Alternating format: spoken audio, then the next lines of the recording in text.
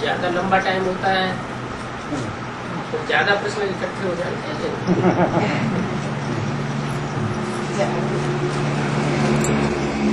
Discussion सुनते रहते हैं बच्चे सब डिस्कशन में इतने क्वेश्चन साल रहते हैं।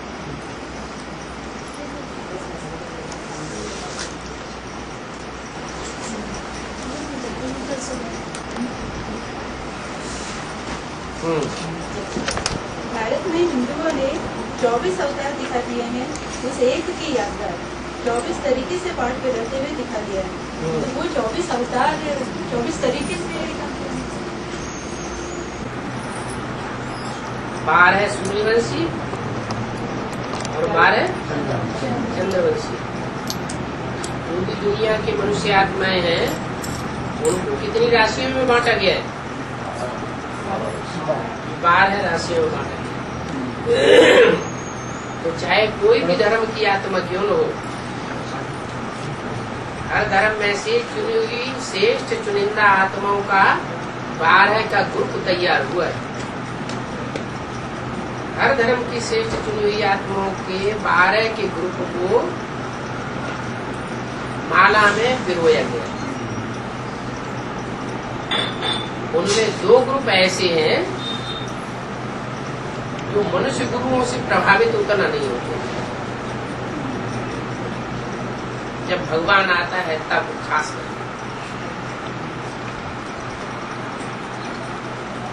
और जितने भी हैं इस्लामी, बौद्धिक, क्रिश्चियन आदि, वो सब मनुष्य गुरुओं से प्रभावित होते हैं। भगवान के आने के बावजूद भी प्रभावित होते हैं। क्यों प्रभावित होते हैं? क्योंकि 63 जन्मों की उनकी रग पड़ी हुई है। जो 63 जन्मों में कन्वर्ट होते रहे हैं दूसरे दूसरे धर्मों में, उनको भगवान बाप आकर अंतिम जन्म में भले उठाते हैं तो भी वो दूसरे धर्म गुरुओं से फिर प्रभावित हो जाते हैं। अभी रिहर्सल हो रही है, पता चलता है इस आत्मा का क्या पार्ट है, कौन सी आत्मा दूसरे दूसरे धर्म से प्रभावित हुई थी, वो यहाँ सब क्लियर हो जाता है। इतना ऊंचा भगवान का ज्ञान लेते हैं, खून से लिख करके देते हैं, ये हमारा भगवान बाप है, मनुष्य शक्ति का पिता है, स्टाम्प पेपर पर लिख करके देते हैं, फिर भी मनुष्य गुरुओं की चक्री में आ जाता है। तो साबित हो जाता है कि ये 63 जन्मों में कन्वर्ट हुए होंगे, इसलिए यहाँ शूटिंग पीरियड में भी कन्वर्ट हो गए। तो जो कन्वर्ट नहीं होते हैं, दूसरे धर्म पिताओं से उतने प्रभावित नहीं होते हैं, रामकृष्ण की आत्माओं से ही प्रभावित होते हैं, जो मनुष्य अवतार कहे जाते हैं। जो भी अवतार है ना, उनमें मनुष्य अवतार कितने हैं? राम और कृष्ण को मनुष्य अवतार के रूप में दिखाया गया है। राम और कृष्ण जो मनुष्य अवतार हैं, उनकी ये विशेषता है कि उन्होंने धरणी का आधार लिया है, और जो भी जानवर अवतार हैं वो जल का आधार लेते हैं। उनको अहंकार आता है, मैं ज्ञानी हूँ, ये भूल जाता है कि ये ज्ञान किसने दिया। वो अपन को ही शिव हम कह के बैठ जाते हैं, इसलिए वो जानवर अवतार है। रामकृष्ण अवतार वो फिर भी अंत तक उनकी बुद्धि में रहता है कि रामकृष्ण की आत्माएं भी इस दुनिया में बर्थ नाटी पहनी है। जब तक भगवान इस सृष्टि पर शिव ना आवे, शिव आता है रामकृष्ण में तो उनकी वैल्यू हो जाता है। तो जो रामकृष्ण के अवतार हैं, उनके जो विशेष फॉलोअर हैं 12 के ग्रुप, माला में 108 जाने हैं ना, 12 के 9 ग्रुप, 12 में 108। तो जो सूर्यवंशी चंद्रवंशी है, राम को सूर्यवंशी और कृष्ण को 16 कला संपूर्ण चंद्रवंशी। तो ये जो 2 ग्रुप हैं वो प्रवृत्ति मार्ग के, भगवान आकर के प्रवृत्ति मार्ग की स्थापना करते।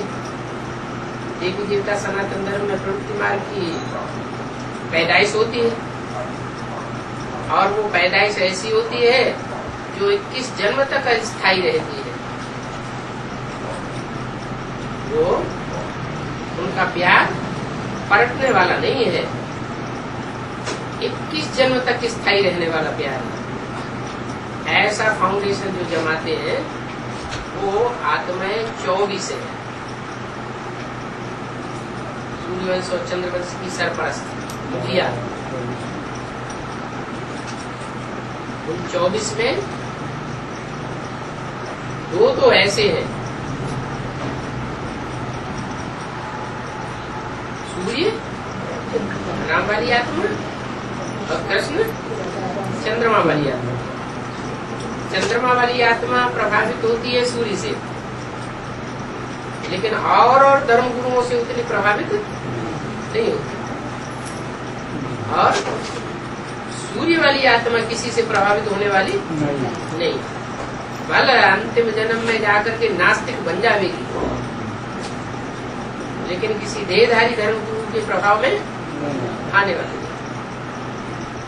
तो ये जो 24 आत्माएं हैं, सूर्यवंशी और चंद्रवंशी, उनको दिखाया है भगवान का अवतार। लेकिन भगवान तो एक ही होता है, 24 तो होते नहीं है। जैनियों में भी 24 तीर्थंकर मान लिए गए। वास्तव में जैन धर्म भी कोई अलग से धर्म नहीं है। झाड़ में जैन धर्म अलग से नहीं दिखाया, जैसे बौद्ध धर्म को अलग से दिखाया है, विधर्मी दिखाया है, वैसे जैन धर्म अलग से नहीं दिखाया। जैन धर्म की बड़ी से बड़ी यादगार माउंट आबू कौन सी बनी हुई है? दिलवाड़ा मंदिर। किसका यादगार है? हम ब्राह्मण बच्चों का यादगार है। वही इंद्रियों पर जीत पाते हैं। जीत पाने वाले को जिन कहा जाता है, भगवान जिन, जिनेन्द्र स्वामी, और उनके फॉलोअर्स को कहा जाता है जैन। एक मात्रा बढ़ जाती है फॉलोअर के अंदर।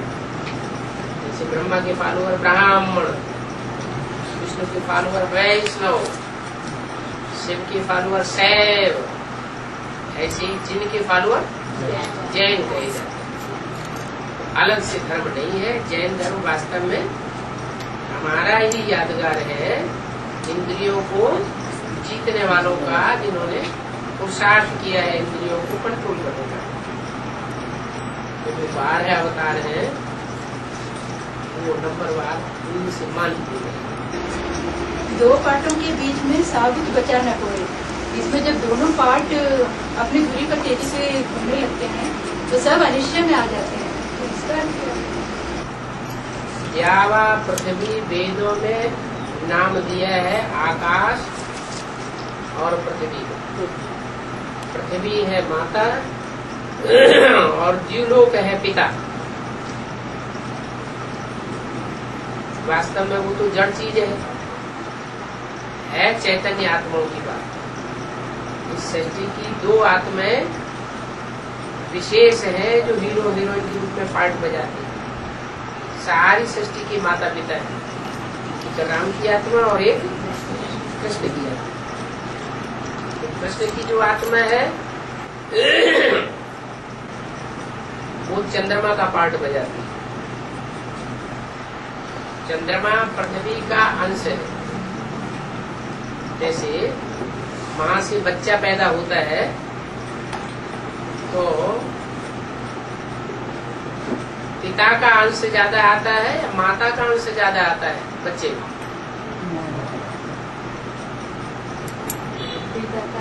है? पिता का तो सिर्फ बीज मात्र है, लेकिन जो शरीर तैयार होता है उसमें ज्यादा अंश खून है, मज्जा है, हड्डी है, वो कहाँ से बनती है? माता से बनती है। तो ऐसे ही ये जो पृथ्वी है, जब आखिरी विनाश होता है दुनिया का तो पृथ्वी एक आग का गोला जैसा बन जाती है। सारी पृथ्वी पर जगह जगह भूकंप आते हैं। पृथ्वी के अंदर जो लावा भरा हुआ है वो भूकंपों के रूप में फूट पड़ता है एटम बमों के विध्वंस के कारण। और उस पृथ्वी में जब शांति आती है 5 तत्वों में, तो पृथ्वी तत्व में भी जब शांति आती है तो एक झटके से प्रशांत महासागर का जो हिस्सा है वो टूट करके पृथ्वी के चारों ओर उपग्रह के रूप में घूमने लगता है। वही चंद्रमा का ग्रह होते हैं, उनके उपग्रह होते हैं, तो उपग्रह ग्रहों का चक्कर लगाते हैं। तो उपग्रह छोटे होते हैं और ग्रह बड़े होते हैं, तो ग्रह की आकर्षण शक्ति ज्यादा होती है, तो उनका चक्कर काटते रहते हैं। तो ऐसे ही ये चंद्रमा जो है वो पृथ्वी का चक्कर काटता है। लेकिन कि आदि में भी वो पृथ्वी माता ज्ञान चंद्रमा ब्रह्मा को आकर्षित किए हुए थी, और अभी अंत में भी वही पृथ्वी माता ज्ञान चंद्रमा ब्रह्मा को अभी भी आकृष्ट किए हुए थे। तो पृथ्वी अपनी जगह चक्कर काटती है। ये 5 तत्वों में से एक तत्व है, प्रधान तत्व। जैसे 5 विकारों में से मुख्य विकार है प्रधान विकार काम विकार, ऐसे ही रावण के जो 10 सिर गिनाए गए हैं उनमें 5 विकार हैं, काम क्रोध लोभ मोह अहंकार पुरुष मुख, और 5 स्त्री मुख दिखाए जाते हैं। मंदोदरी, मंद पेट, उदर माने पेट, मंद बुद्धि रूपी पेट है जिनका। तो ये 5 तत्व हैं, पृथ्वी जल वायु अग्नि आकाश, तो जड़ तत्व है, जिनमें उतनी बुद्धि तो नहीं होती है। ये तो चैतन्य के चलाए चलते हैं। तो जो चैतन्य है, जो भी 500-700 करोड़ मनुष्य आत्माएं चैतन्य है, उनमें 5-7 एक्टर्स हैं ज्यादा पावरफुल, जो धर्म पिताओं के रूप में कहे जाते हैं, उनसे प्रभावित होते हैं। जैसे माता होती है तो अपने बड़े बच्चे से प्रभावित हो जाती है। जान खास्ता बाप न रहे तो माँ अपने बड़े बच्चे के अधीन होकर रहती है। ऐसे ही सृष्टि का पहला पत्ता है और कृष्ण बच्चा, और कृष्ण बच्चे के प्रभाव में रहती है। आदि में भी प्रभाव में थी और अंत में भी प्रभाव में रहती है। प्रभाव में आने के कारण वो बच्चा ही गीता का भगवान कृष्ण, गीतापति भगवान बनकर के बैठ जाता है। ये अंत की बात है। तो वो बच्चा पृथ्वी को उनकी चाल घुमाता है। पिता है वो तो अपने तरीके से ही घूमेगा, तो वो अपने तरीके से घूमता है। बाकी बीच में जो आत्माएं आ जाती है वो सब माँ बाप की लड़ाई के बीच में पिसती है। ज्यादा पावरफुल होंगे तो बचे रहते हैं, जो कम पावरफुल होते हैं खलास हो जाते हैं। तो सब धर्म खलास हो जाएंगे, सिर्फ एक ग्रह बचेगा। कहते हैं जब महाविनाश होता है सृष्टि का, कयामत होती है, प्रलय होती है, तो 9 ग्रह आपस में टकराते हैं। तो फिर कौन सा बचेगा?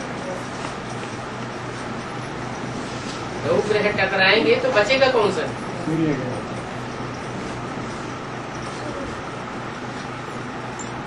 सूर्य तो नक्षत्र है, ग्रह नहीं है, तो सबको प्रकाश देने वाला है। शिव है। वास्तव में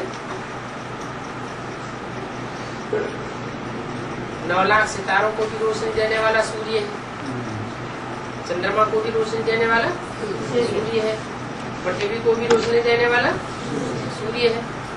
तो वो तो शिव बाबा की बात हो गई।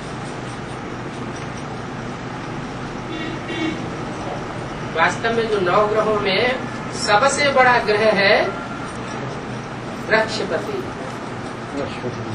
बृहस्पति, पतियों का पति, बृहस्पति, सारी मनुष्य सृष्टि की झाड़ का बाप, पति। वो बहुत बड़ा है और ग्रहों के मुकाबले। नक्शे में 9 ग्रहों का चित्र दिखाया जाता है, उनमें बृहस्पति की तो कई गुना आकार है। तो सब ग्रह जब आपस में देह अहंकार में आकर के टकराएंगे तो फिर कौन सा बचेगा? बृहस्पति बचता है और बाकी सब खलास। इसलिए शास्त्रों में लिखा हुआ है बृहस्पति है देवताओं का गुरु। वास्तव में वही बाप है, वही टीचर है, वही गुरु। तो जब विनाश होगा तो पृथ्वी और लोग माने जो सदैव प्रकाशित रहने वाला लोग, सन्यासियों ने तो उसको ब्रह्मलोक नाम दे दिया, परम ब्रह्म नाम दे दिया। वास्तव में है शिव की बात। शिव जो है वो पिता, वो अपनी चक्की पे सीधा घूमता है और उसके चक्र को कोई रोक नहीं सकता। और पृथ्वी को जो बच्चे हैं वो अपने तरीके से चलाते हैं। पृथ्वी की धुरी है दिल्ली। दिल्ली एक दुनिया के अंदर एक ऐसा शहर है, एक ऐसी राजधानी है दुनिया की जिस पर सब धर्म वालों ने राज्य किया। दिल्ली सबकी माता है। कोई धर्म ऐसा नहीं है जिसने दिल्ली के ऊपर राज्य न किया हो। जैसे आजकल माताओं की हालत होती है ना, खासका पिता न रहे तो माता के ऊपर बच्चे न परिवार कंट्रोल करते हैं। ऐसे ही है। जैसे पृथ्वी को भोगने वाले टाइम टू टाइम मनुष्य आत्माएं भी, और उनकी राजधानी रही है दिल्ली। तो दिल्ली हो गई सबकी माता, क्या जगत माता, सारे जगत की माता है। सब ने उसकी गोद में पालना ली है। दिल्ली राजधानी सबके कंट्रोल में आ जाती है। आज भी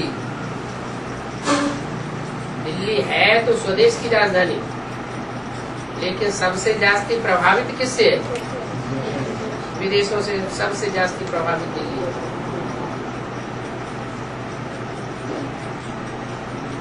विधर्मी आत्माएं, विदेशी आत्माएं और दिल्ली को प्रभावित कर देती है, अपनी प्रजा बना के रखती है। उनमें मुखिया है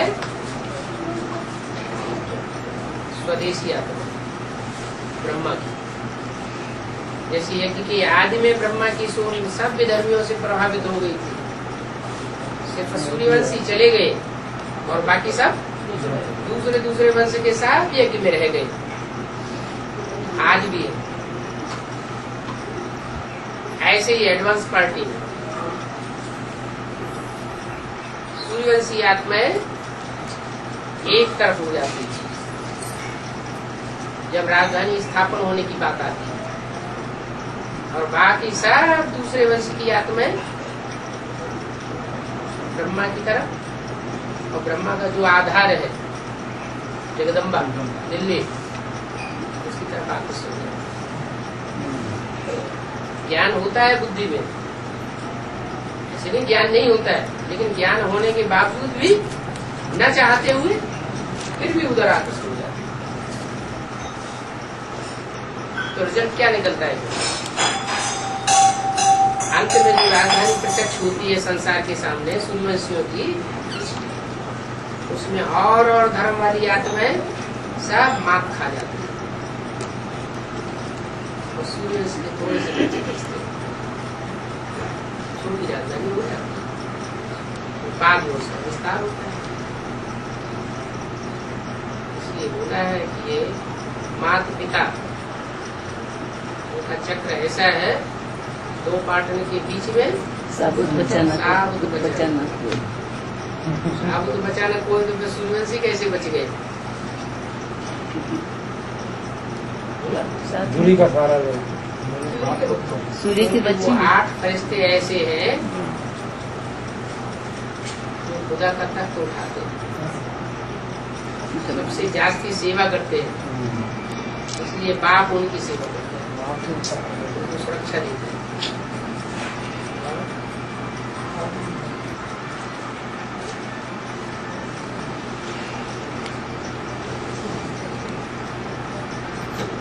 ध्यान में भाव दिखाया गया है शंकर के साथ में सब आत्मा ऊपर जा रहे हैं। हाँ, और 2018 में सबसे पहले कंचन का है प्रजापिता वाली आत्मा में शंकर के बने। जो भी बीज रूप आत्माओं के मुखिया है हाँ जी। उनमें सारी दुनिया समाई हुई है, वो सारी दुनिया के पूर्वज हैं। बीज रूप आत्माओं में जो भी 4.5 लाख बीज रूप है ना, उन बीज रूपों के मुखिया कितने हैं? सबसे बड़े मुखिया जिन्हें पूर्वज कहा जाता है 8। उसमें जैसे सारी दुनिया समाई हुई है, तो उस समय की वो अव्यक्त स्टेज की बात है कि उस अव्यक्त स्टेज में आत्माएं सब ऊपर जा रही है।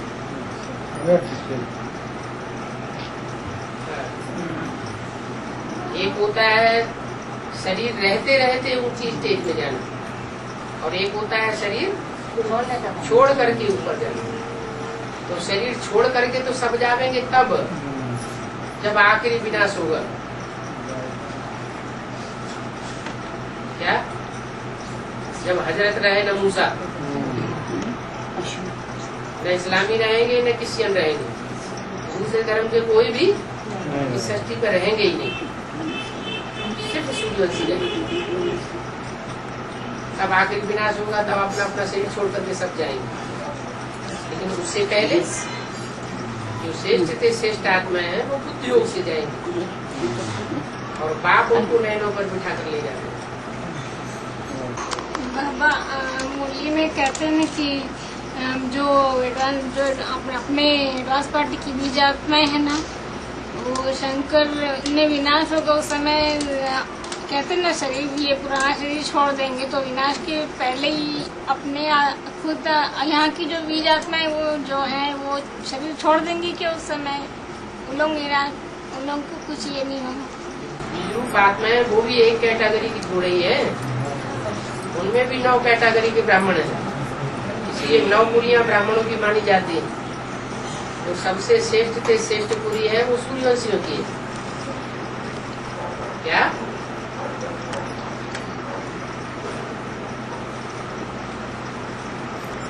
काश्यप गोत्र कहा जाता है। काशी माना याद का तेज, इससे बनती है काशी नगरी। तो याद का तेज पीने वालों की पुत्र है कश्यप गोत्र वाले।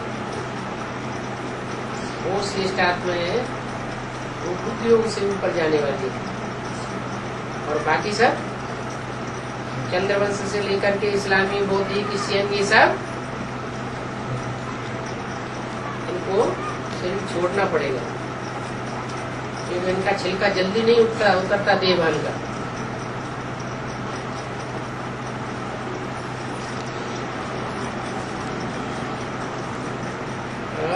बाबा शिव को भोलेनाथ भी कहते हैं, और फिर उस कुंडली में आते हैं तो चतुर सुजान है। दोनों बात विपरीत नहीं होती क्यों? भोलेनाथ चतुर होना खराब बात है? इसमें चित्त शक्ति होगी वही तो चतुर होगा। चैतन्य नहीं होगा, जड़ बुद्धि होगा, वो चतुर सुजान कैसे होगा? सुज्ञान माने सुज्ञान, सु माने सुंदर, ज्ञान माने ज्ञान। सुजान माने सुंदर ज्ञान वाला, सुंदर ज्ञान वाला होगा उसी को तो चतुर कहा जाएगा। इसका ज्ञान अज्ञान है, अज्ञान के रूप में संसार के सामने आता है, सबको गड्ढे में ले जाता है, अंधेरे में ले जाता है, वो चतुर कहाँ हुआ? जो भी देहधारी धर्म गुरु हैं, धर्म पिताएं हैं, उनको चतुर कहेंगे? खुद भी नीचे गए और अपने फॉलोअर्स को भी गड्ढे में ले गए। तो चतुर कहाँ होंगे, सुज्ञान कहाँ, सुजान कहाँ होंगे, तो अज्ञानी हो गए। बाबा कापारी नशा होना क्या है? कापारी माने नशा नीचे तक का नहीं, घुटनों तक का नहीं, कमर पेट तक का नशा नहीं, यहाँ तक का नशा नहीं, एकदम कपाल पूरा डूबा हुआ है नशे में। बाबा टीयूटी के अनुसार भी पहले 1 नंबरवार जाएंगे क्या है? जैसे जैसे टीयूटी जैसे नंबरवार वैसे जाएंगे क्या पहले? जिस धर्म में कन्वर्ट होने वाले हैं, तो जैसे धर्मों का क्रम है नंबरवार, कोई धर्म पहले आए है, कोई बाद में आए। पहले आने वाले धर्म उनकी कलाएं जास्ती होंगी और बाद में आने वाले धर्म उनकी कलाएं कम होंगी। उसी हिसाब से उनका आत्मा की ताकत बन जाती है। जो जिस धर्म में कन्वर्ट होकर के रहे हैं, वही आत्माएं जब ज्ञान में आती हैं संगम युग में, तो उन धर्मों से कन्वर्ट होने के कारण प्रभावित हो जाती है यहाँ भी, तो उनकी शक्ति क्षीण हो जाती है। बाप तो आया है सबकी बैटरी चार्ज करने, तो बाप है बड़ा जनरेटर, उस जनरेटर से जिनकी कनेक्शन रहता है तो बैटरी चार्ज बनी रहती है। और उस जनरेटर को छोड़ करके दूसरों से कनेक्शन जोड़ने लग पड़ते हैं, तो उनकी बैटरी डिस्चार्ज हो जाती है। बाबा सतयुग में बच्चे पालने में नहीं झूलेंगे, पैदा होके साथ चलने लग जाएंगे, लेकिन कृष्ण को तो हमेशा पालने में झूलते हुए दिखाते हैं। कृष्ण को जो पालने में झूलते हुए दिखाते हैं शास्त्रों में, चित्रों में, वो कौन से कृष्ण की बात है? संगम की कृष्ण की बात है या सतयुग की कृष्ण की बात है? संगम की कृष्ण की बात है। सतयुग की कृष्ण का तो किसी के पास हिस्ट्री नहीं है, वो हिस्ट्री तो बाप आकर के बताते हैं। जो संगम युग में कृष्ण दिखाया गया है शास्त्रों में, कृष्ण के साथ कंस था। कृष्ण के पीछे कौन पड़ा? कंस पड़ा। तो सतयुग में कोई कंस होगा क्या? कंस जरा सुंदरी होंगे? वहाँ तो बात ही नहीं। ये सारी शास्त्रों में बातें जो भी कथा कहानियां हैं, कहाँ की यादगार है? इस समय संगम युग की यादगार है।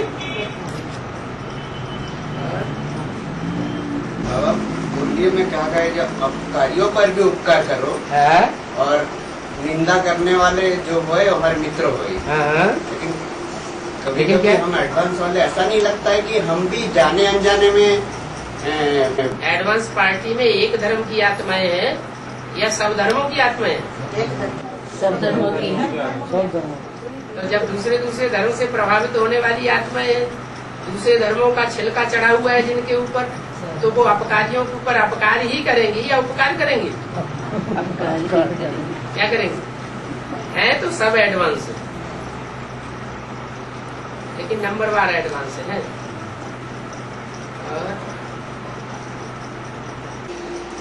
बाबा एड़ी चोटी का पुरुषार्थ माना है। एड़ी कहते हैं पाँव का सबसे निचला अंग, और चोटी कहते हैं सबसे ऊंचा अंग। माने सारे शरीर के कोई भी अंग ऐसा न रह जाए जिससे पुरुषार्थ जो पुरुषार्थ में सहयोगी न बने, तो उसको कहते हैं एड़ी से लेकर चोटी तक का पुरुषार्थ। हड्डी हड्डी स्वाहा कर दी ईश्वरीय सेवा।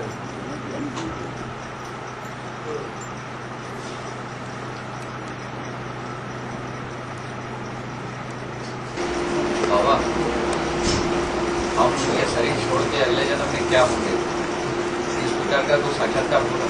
साक्षात्कार तो उनको होता है जिनको बुद्धि नहीं होती है, सिर्फ जन्म जन्मांतर की प्योरिटी के संस्कार होते हैं, उनको साक्षात्कार होता है। लेकिन जो बुद्धिमान बाप के बुद्धिमान बच्चे हैं, उनको साक्षात्कारों की दरकार नहीं है, उनको बुद्धि से साक्षात्कार चाहिए।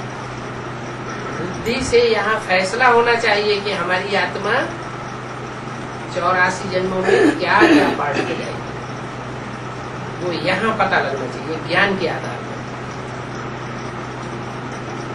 बाबा ये एक बाबा है? तो अनुभव होगा आपको। रामकृष्ण की आत्माओं को अपना अनुभव होता है यहाँ संगम युग में कि मैं राम की आत्मा हूँ, मैं कृष्ण की आत्मा हूँ, नहीं अनुभव होता है। यहाँ संगम युग में अनुभव नहीं होता है। कृष्ण की आत्मा वो तो माँ का पाठ बजाने वाली है, भावनावादी है, तो उनको साक्षात्कार के आधार पर अनुभव होता है। उनको साक्षात्कार हुआ और पक्का निश्चय बैठ गया, मैं कृष्ण की आत्मा हूँ, सत्य में जन्म लूंगा। राम की आत्मा यज्ञ के आदि में पूरा ज्ञान नहीं था, इसलिए टूट पड़ी, क्योंकि बुद्धिवादी आत्मा है, तीसरा नेत्र है। कृष्ण की आत्मा ब्रह्मा का पाठ बजाती, बड़ी माँ का, और राम की आत्मा राम बाप को कहा जाता है, वो शंकर का पाठ बजाती है। शंकर को सारी सृष्टि का जगतम पितरम कहा जाता है, जगत का बाप कहा जाता है। तो वो बाप बुद्धिमान होता है और माँ भावनावादी होती है। तो उन्होंने साक्षात्कार के आधार पर निश्चय किया, और राम वाली आत्मा साक्षात्कार तो हुआ ही नहीं था उन्हें एक ही आदमी, और ज्ञान पूरा था नहीं, ज्ञान खोला ही नहीं था। 18 साल की मुरलियां तो बाद में चली, तो एक ही छोड़ करके चले गए। दोबारा जब जन्म लेकर के आते हैं, 18 साल की पूरी मुरलियों का पूरा गीता ज्ञान सामने आ जाता है, तो बुद्धि खुल जाती। फिर ज्ञान के आधार पर, बाबा के महावाक्यों के आधार पर हर आत्मा के अनेक जन्मों के रहस्य उल्लंघन शुरू हो जाते। इसलिए बाबा कहते हैं कि तुम सब बच्चे आत्मा रूपी एक्टर हो। रंगमंच पर एक्ट बजाने वाला एक्टर अगर अपने पार्ट को न जाने तो उसको कहेंगे बेवकूफ एक्टर। तो हम अभी सब क्या है? बेवकूफ एक्टर। होशियार एक्टर कब बनेंगे? जब ज्ञान पूरा हप कर ले। ज्ञान बाप ने दिया है, उस ज्ञान की गहराई को अच्छी तरह से हजम कर ले, तो हमारा पार्ट अनेक जन्मों का खुलने लगे। हमें अनुभव होगा कि हमारा ये पार्ट बाबा बीज आत्माएं जो है ना, 84 जन्म के बीज आत्माएं तो 84 जन्म तक ली ही हुई है, और 84 जन्म के अंत में जो संगम पर जो हम आत्माएं जो हैं, उसकी 84 जन्म के बाद भी सुख में रहती हैं। इसका विषय तब कुछ समझाएंगे। 84 जन्म के बाद सुख में रहती है? नहीं कि 84 जन्म तो ले हैं, तभी बीज आत्माएं वो है ना। ठीक है, तो 84 जन्म लगातार सुख में थोड़ी रहती है। नहीं, संगम पर भी उनकी विशेषता है। नहीं, संगम पर सुखी रहती है। संगम पर भी शूटिंग पीरियड में सदाकाल सुखी नहीं रहती है। ये तो ज्ञान की पराकाष्ठा के ऊपर है। जिसमें जितनी ज्ञान की पराकाष्ठा होगी उतना अपने को सुखी महसूस करेगा।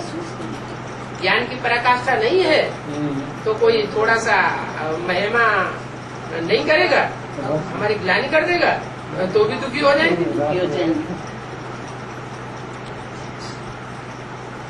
रूप आत्माएं संगम युग में सदा सुखी नहीं रहती है। यहाँ जितना सुखी रहेंगी, सुख की शूटिंग करेंगी, उतना वहाँ भी जन्म जन्मांतर सुखी रहेंगे। और यहाँ जितना अपने को कंट्रोल नहीं कर पाएंगे, दुख के वाइब्रेशन में आ जाएंगे। बाबा ने तो कहा है दुख देना नहीं है, दुख लेना भी नहीं। लेकिन इतना तो कर लेते हैं कि दुख देते नहीं है, लेकिन दुख ले लेते हैं। तो ये भी तो अज्ञानता है ना। वो पॉइंट बुद्धि में से भूल जाता है कि ये हमको दुख क्यों मिल रहा है, ये व्यक्ति हमको क्यों दुखी कर रहा है। हमने तो इसको कोई जन्म, इस जन्म में कोई दुख नहीं दिया, फिर भी दुख दे रहा है। या ब्रह्मा बाबा को इन बच्चों ने, बिच्छू टिंडन जैसे बच्चों ने इतना दुख क्यों दिया जो प्राण पखेरु उनके उड़ गए, हार्ट फेल हो गया,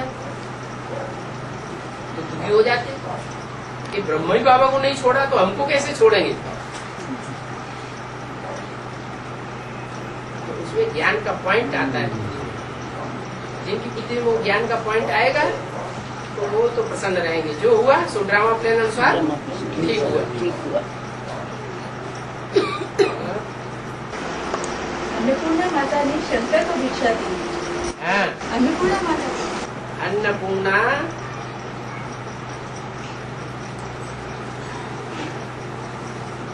हमारा पेट है, स्थूल पेट, उसमें 2 प्रकार की खुराक जाती है, एक पेय और एक पदार्थ अन्न। अन्न कहते हैं वेद की भाषा में याद को। हमारा याद है वेद की खुराक, हमारा बुद्धि रूपी पेट है, ये स्थूल पेट है। इस बुद्धि रूपी पेट को चाहिए वेद की खुराक, खुराक माने अन्न, और उसको पचाने के लिए चाहिए ज्ञान जल। जैसे कोई खुराक खाता रहे, अन्न ही अन्न खाता रहे तो उसकी गर्मी चढ़ जाएगी, और पानी पिए नहीं तो हालत खराब हो जाएगी, गर्मी चढ़ जाएगी शरीर दिमाग। तो ऐसे ही दोनों चीजें जरूरी है, याद की खुराक भी जरूरी है, अन्न भी जरूरी है, और साथ साथ ज्ञान जल भी जरूरी है। वो भी ज्ञान जल शुद्ध होना चाहिए। क्या भांति भांति के मनुष्य गुरुओं का मिक्सरिटी उसमें नहीं होना चाहिए। तो एक शिव बाबा से सुनेंगे तो अभी विचारी ज्ञान होगा, शुद्ध ज्ञान जल ग्रहण करेंगे। है ना, आजकल पानी भी खरीद के पीते हैं, क्यों है? उसमें मिनरल्स ज्यादा होते हैं। आज का पानी दूषित हो गया है, तो ये भी ज्ञान जल है, वो ब्राह्मणों की दुनिया में अभी दूषित होता जा रहा है। क्या एक से नहीं सुनेंगे, क्या करेंगे? अनेकों से कॉन्फ्रेंस करेंगे। कॉन्फ्रेंस वो उसके कान में पूछेगा, वो उसके कान में पूछेगा। आमने सामने बैठ करके हल कर ले बात को, सो भी नहीं करेंगे। तो उससे क्या होगा? झूठी झूठी बातें एक दूसरे के कान में जाती रहेगी। तो झूठा जल जब बुद्धि में जाएगा तो बुद्धि को खराब करेगा ना। तो ऐसे ही ये अन्न है, ये अन्न की भिक्षा, अन्न माना याद की खुराक। याद की खुराक जो है, याद कब आती है?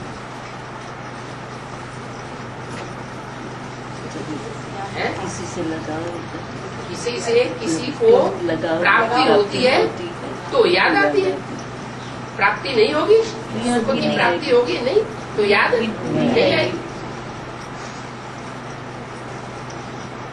तो शंकर जी की आत्मा जब बैगर बन जाती है तो सारे संसार में, जैसे सीढ़ी के चित्र में दिखाया है, आखिरी जन्म में ब्रह्मा खड़े हुए और राम की आत्मा पड़ी हुई है बैगर के रूप में, कांटों की सैया पर।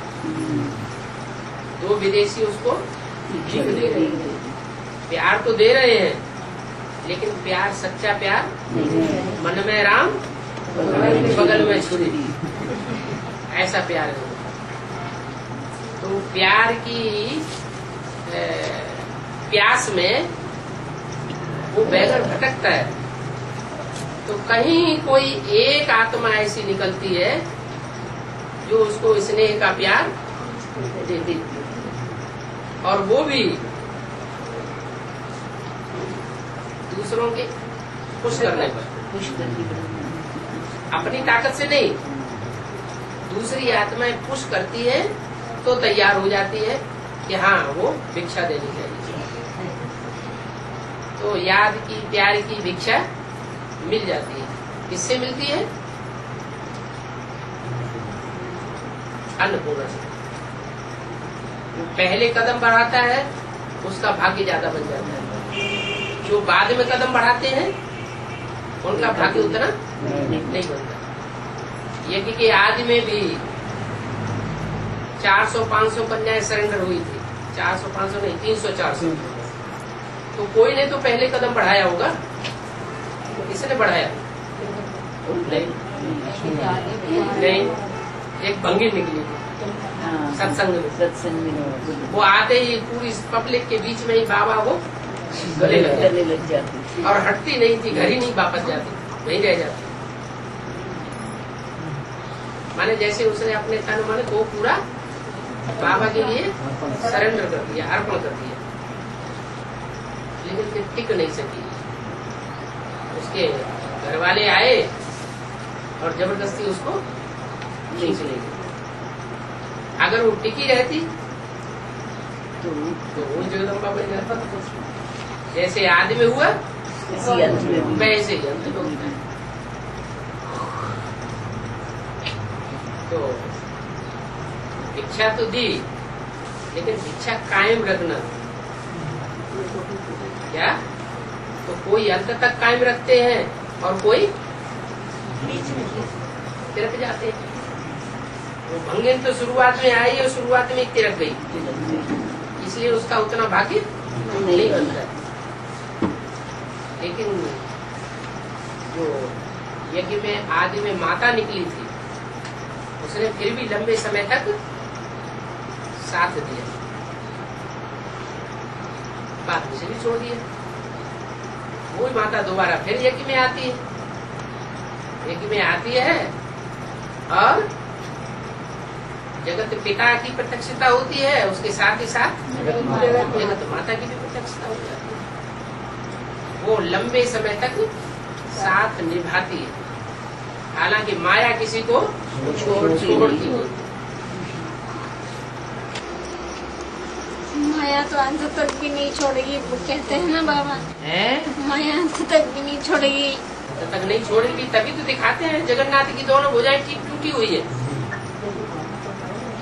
क्या जगन्नाथ की दो भुजाएं, राइट और left hand. Left hand Jagdamba और राइट हैंड भारत माता लक्ष्मी। दोनों भुजाएं टूटी हुई है, माना सहयोग नहीं दे सकती। संसार ने उनको, मायावी पुरुषों ने, मायावी रूपों ने उनको तोड़ लिया। अकेले टुंडे महाराज रह जाते हैं, फिर भी उनकी पूजा होती है, क्योंकि भगवान तो खुद ही है, खुदा खुद है। उसे किसी के कोई सहयोग अंत तक दे या न दे परवाह नहीं। ब्रह्मा को 1000 भुजाएं दिखाई जाती है सहयोगी, लेकिन शंकर को भुजाएं नहीं दिखाती। सहयोग दे तो ठीक अपना भाग्य बनाएगा, सहयोग न दे तो भी ठीक, तो भी मालिक तो विश्व का बनेगा ही। आज मुरली में आया ना, क्या आया? विश्व का। तो वो मालिक तो है ही है, उसके मालिक पने को कोई छोड़ नहीं सकता। सर्विस फील्ड में ज्यादा रहेंगे तो बुद्धि ज्यादा चलेगी। जिन आत्माओं को समझाएंगे उनके ढेर सारे प्रश्न निकलेंगे। ज्ञान कोई किताबी ज्ञान तो है नहीं। 500 करोड़ मनुष्य आत्माओं के एक एक आत्मा के ढेर सारे प्रश्न निकलते हैं, और एक के प्रश्न न मिले दूसरे से। लेकिन सब प्रश्नों का समाधान इस ज्ञान में है। इससे साबित होता है यही ईश्वरीय ज्ञान है। वो साधु संत महात्माएं होते हैं, वो अपनी सभा में पहले तो किसी को परमिशन ही नहीं देते हैं इस बात की, कोई सभा में प्रश्न पूछे। अगर यदा कदा प्रश्नों का पूछने का कहीं परमिशन दे भी दिया तो लिमिट में रहता है। उन्हें ये डर लगता है कि पता नहीं शास्त्रों से हम इन बातों का जवाब दे पाएंगे या नहीं दे पाएंगे। और यहाँ तो शास्त्रीय ज्ञान है ही नहीं, यहाँ तो अनलिमिटेड ज्ञान है। जैसे सागर अथाह है क्या, स्थूल सागर है ना, उसकी थाह आज तक किसी ने नहीं ले पाई। कितना गहरा है, कोई भी वैज्ञानिक नहीं बता सकता कि सागर कितना गहरा है।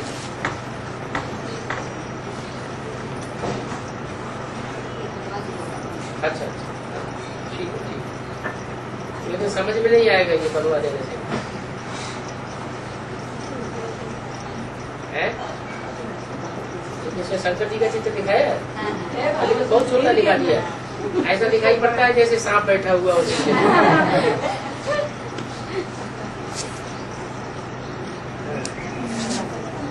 हाँ जी,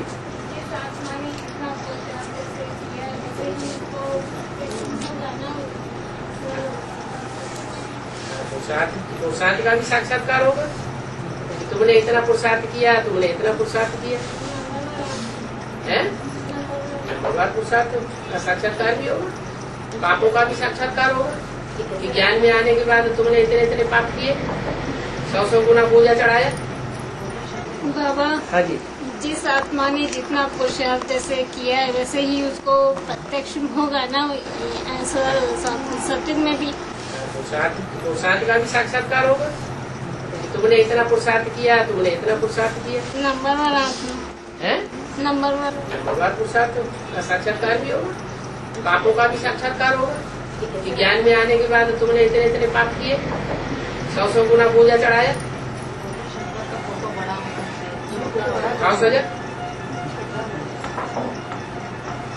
कोर्ट में जज जब तक साबित न कर दे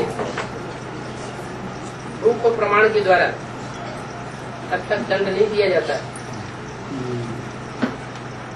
ये भी धर्मराज की कोर्ट होगी।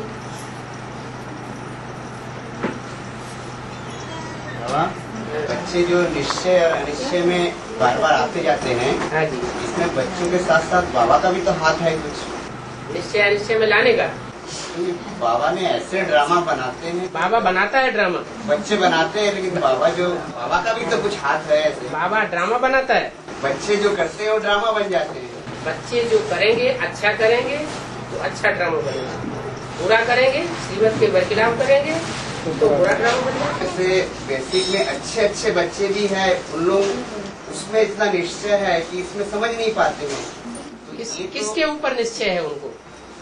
जैसे ब्रह्मा बाप ने जो पाठ चलाई है, अरे उन पर निश्चय ज्यादा है। तो यहाँ उन लोग बोलते 1-2 जगह पे वहाँ पे बाप कैसे आ सकते हैं इस प्रकार से।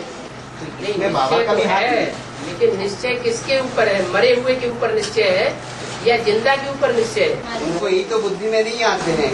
तो ये चीज बाबा निश्चय माना जिसके ऊपर निश्चय है वो जैसे चलाए वैसे चले तो निश्चय, और जैसे चलाना चाहता है वैसे न चले तो कहेंगे अनिश्चय। निश्चय माना क्या? विश्वास माना क्या?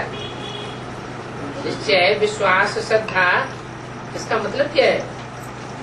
इसका मतलब यही है जैसे चलाए वैसे चले तो निश्चय है, और कहे एक और करे दूसरा। तो अपनी बुद्धि चलाई, मनमत चलाई, बात के ऊपर निश्चय नहीं है, अभी तो मनमानी चाल चल रहा है। आप बताइए। कैसे भी करके बच्चे ही निश्चय अनिश्चय में आते हैं। बच्चे निश्चय अनिश्चय में इसलिए आते हैं कि बच्चों का हिसाब किताब आपस में एक दूसरे के साथ 63 जन्म बंद है। तो जहाँ जहाँ जिनके साथ हिसाब किताब बंधा है, जैसा जैसा भी अच्छा या बुरा, वो आत्माएं इस समय निश्चय की परीक्षाएं लेने के लिए आती है। शूटिंग पीरियड में रिहर्सल हो रही है। कोई माया बन करके आ जाती है, कोई रावण बन के आ जाता है।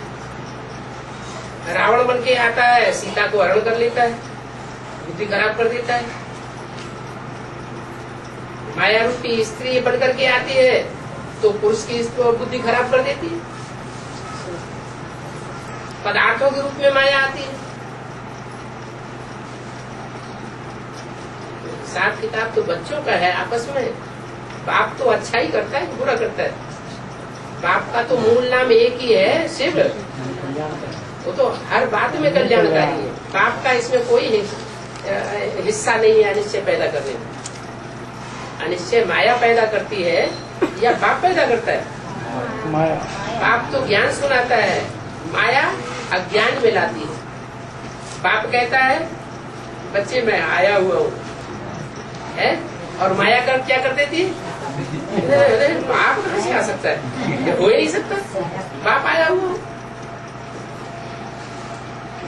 तो माया और माया के सहयोगी रावण और रावण की भुजाएं, माया रावण कहा जाता है ना, तो उसकी भुजाएं वो हिलाती रहती है पकड़ पकड़ के। 63 जन्म का हिसाब तो हमारा ही बांधा हुआ है। वही माया जो है वो भगवान को हम दोष नहीं दे सकते, तो उसका भी कोई हिस्सा होगा ना अनिश्चय पैदा करने में। वही जो है उसमें बेसिक में ऐसा पकड़ के रखे हैं, एक आध दो ही छटपटा के फिर बाहर आते हैं, जो आत्मा उस समय ज्यादा प्रबल हो जाते हैं, इसलिए एक एक दोनों करके ही बाहर निकलते हैं। यही कारण है ना, फिर पकड़ में आ जाते हैं। फिर पकड़ में और ऐसे ही वहाँ भी होता रहा होगा। हाँ, बाहर चले जाते हैं। कन्वर्ट हुए, किसी तरह आए और फिर चले गए। अच्छा बाबा, कि मैंने जो माया है वो किसी भी रूप में मैंने ये निश्चय और अनिश्चय का पार्ट मैंने प्ले कर रही हूँ। निश्चय अनिश्चय में लाती है। कोई निश्चय में नहीं लाती है, अनिश्चय में लाती निश्चय में है। बाप निश्चय करना चाहता है, बाप निश्चय बैठाता है और माया अनिश्चय में लाती है। ये रस्सा कसी चल रही है, राम रावण की रस्सा कसी। एक राम की पाला, एक रावण की पाला। रावण की पाला के महारथी अनिश्चय में ला रहे हैं और राम की पाला की महारथी निश्चय की ओर खींच रहे हैं। माया तो ये भी दिखाती है बाबा कि अरे तुम लोग क्या करते हो, खाओ खाओ बोलते, क्या क्या बना के खाने बोलते। और अब ये भी तो माया ही है ना, खिलाना तो माया ही है। खिलाना माया है? नहीं, जैसे कि कहीं जाने से अरे क्या नियम पे चलते हो, खाओ खाओ, अब ऐसे बोलते हैं। आकर्षित कराती ना माया, लालच दिखाती है। पर वही तो माया हर सभी तरह से खिलाने वाला भल कहता है खाओ खाओ, लेकिन खाने वाला अपने पेट के अनुसार खाए ना, है? माया की बात बताए। दूसरा अगर कोई कहता है ऐसा काम करो तो कोई जरूरी है करना, उतना ही करो जितना जरूरी है। शिव बाबा के गले में हमेशा सांप, शिव बाबा के गले में सांप, खतरनाक सांप पड़े रहते हैं। तो सांप कोई ह्यूमन सांप है या जानवर सांप है? ह्यूमन सांप है। तो शिव बाबा के गले में पैरे पड़े रहते हैं, हाथों में घुसे रहते हैं, आस्तीन के सांप कहे जाते हैं। गले में पड़े रहते हैं, कमर में पड़े रहते हैं, सर के ऊपर रहते हैं। 5 विकार है ना, कमर में काम विकार का है यादगार, दोनों हाथों में क्रोध और लोभ विकार का यादगार, गले में मोह का यादगार, और सर के ऊपर अहंकार का यादगार। ये 5 सांप हैं, उसे लिपट के रहते हैं, वो परवाह नहीं करते। आओ बच्चे आओ।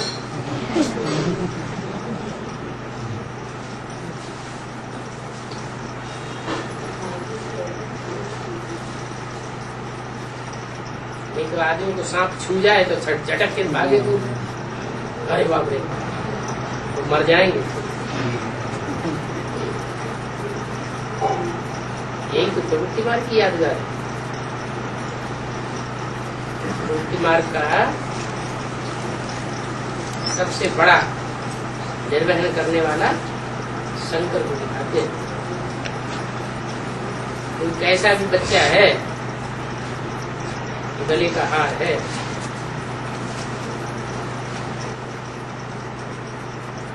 आया समझ में? सांप क्यों दिखाते हैं गले में पड़े हुए?